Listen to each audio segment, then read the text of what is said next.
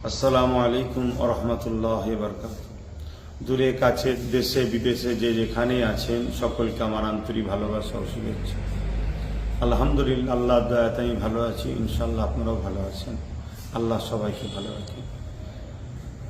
আজ কেন্দ্র সরকার যেভাবে মুসলমান ও ইসলামের সম্পদ, ওয়াকফ সম্পদকে লুটার যে ষড়যন্ত্র করছে সংশোধনীয় বিলের নামে, তার প্রতিবাদে পুরো দেশ জুড়ে আন্দোলন চলছে। ফুরফুরা শরীফ আহলে সুন্নাত ওয়াল জামাতও আন্দোলন করছে।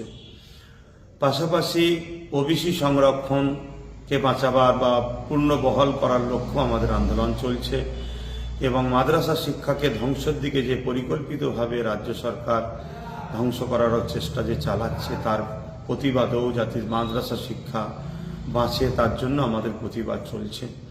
ফুরফুরা আহলে সুন্নাত ওয়াল জামাত রাজ্যের বিভিন্ন জায়গায় এই আন্দোলন করে চলেছে।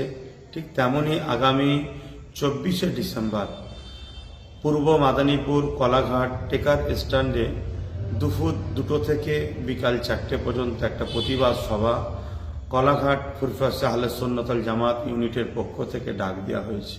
আমার প্রত্যেকটা ভালোবাসার মানুষের কাছে আমার আহ্বান, বিগত দিন যেভাবে ন্যায় সত্যের জন্য যখনই আপনাদেরকে ডেকেছি, লক্ষ লক্ষ মানুষ আমার কাঁধে কাঁধ মিলিয়ে পাশে দাঁড়িয়েছেন। এতে আমি গর্বিত, আল্লাহ রাব্বুল আলামিনের শুকরিয়া আদায় করি। আপনাদের মতো ভাইকে আমরা পেয়েছি, পাশে পেয়েছি।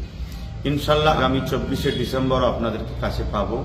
তাই মাদ্রাসা শিক্ষা বাঁচাবার স্বার্থে ওবিসি সংরক্ষণ পূর্ণবহাল করার লক্ষ্যে এবং কেন্দ্র সরকার যে কালা কানুনের মাধ্যমে আমাদের ইসলাম ধর্মের সম্পদ, মসজিদ, মাদ্রাসা, ওয়াকফ সম্পদ, খানকা থেকে শুরু করে কবরস্থানকে ধ্বংসের দিকে ঠেলতে চাইছে, তার এই চক্রান্তের বিরুদ্ধে আমাদের যে লড়াই, এই লড়াই আপনাদের সকলকে আসার জন্য আহ্বান জানাচ্ছি।